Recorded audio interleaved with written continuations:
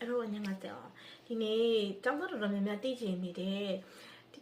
ကိုရီးယားကိုကျောင်းလာတက်တဲ့အခါမှာအချိန်ပိုင်းလို့ရတဲ့လားစာနဲ့ဒီနေစိတ်စားစိတ်ကားမိလားပြီးတော့အေဝေါ်ပြန်ပို့နိုင်လားဆိုတာနဲ့ပတ်သက်ပြီးပြောပြချင်လို့ပေါ့နော်အဲ့ဒါကချိန်ပိုင်းလုပ်တဲ့အခါတယောက်နဲ့တယောက်နဲ့ရတဲ့ဝင်ငွေကျုပ်တူပေါ့နော်အချိန်နဲ့နေသလောက်ပဲရမယ်အချိန်များရင်များသလောက်ရမယ်ပေါ့နော်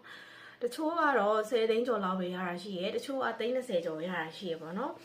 အဲ့ဒါဘယ်လိုကွာလဲဆိုလို့ရှိရင်တချို့ကတရက်ကို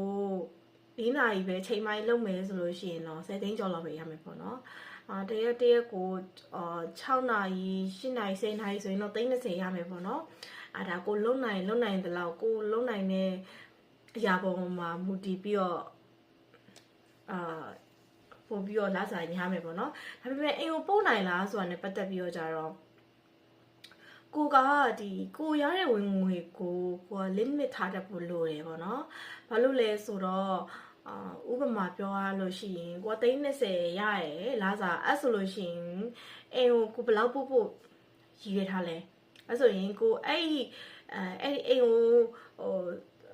အဲ့လာစားတဲ့က10 သိန်းပို့မယ်ဆိုလို့ရှိရင်အဲ့10 သိန်းတော့ကိုကခြံထားပြီးတော့ကိုရဲ့နေစိတ်ရှိမယ်စားစိတ်ရှိမယ်အဆောင်စိတ်ရှိမယ်အဲ့ဒါကိုဖယ်ပြီးတော့ကိုရဲ့ဒီစံငွားပြီးပေါ့နော်ဒီကိုရဲ့နေထိုင်စိတ်ပေါ့နော်ကိုသုံးစိတ်ပေါ့နော်အဲ့ဒါကို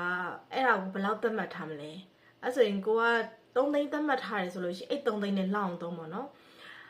အဲ့လိုမျိုးချွတ်တာနိုင်မယ်ဆိုလို့ရှိရင်တော့ကိုသတ်မှတ်ထားတဲ့အတိုင်းအိမ်ကိုတေချာပို့နိုင်တယ်ဥပမာ13 သိန်းလောက်14 သိန်းလောက်ပဲရရတယ်ဆိုလို့ရှိရင်အိမ်ကိုတလောက်ကိုဘယ်လောက်ပို့ချင်တာလဲ6 သိန်းပို့ချင်တာလား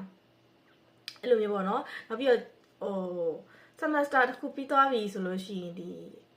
ကျောင်းလခပေးရတယ်အဲ့ကျောင်းလခအတွက်ကိုလည်းကိုကကိုရဲ့ဒီ limit နဲ့ကိုစုပေါ့နော်ကျောင်းလခဘယ်နှလတစ်ခါပေးရလဲ3 လတစ်ခါပေးရတာလားအဲ့ဆိုလို့ရှိရင်အဲ့3 လအတွင်းမှာကိုကဘယ်လောက်စုသွားမလဲအိမ်ကိုဘယ်လောက်လွှဲသွားမလဲကိုသုံးဖို့ဘယ်လောက်ချမ်းမလဲအဲ့လိုမျိုး limit ထားပြီးတော့လုံးမယ်ဆိုလို့ရှိရင်တော့အိမ်ကိုပြန်ပို့နိုင်တယ်လို့ထင်တယ်ဘာဖြစ်လို့လဲဆိုတော့အမကတော့အဲ့လိုမျိုးလုပ်တယ်ပေါ့နော်အမအိမ်ကိုလို့ပတ်စံပို့တဲ့အခါမှာအမဒီလို limit ကန်တက်ထားတယ်ပေါ့နော်ကိုယ့်ရဲ့သုံးစိတ်ကိုဘယ်လောက်ကန်တက်ထားပြီးတော့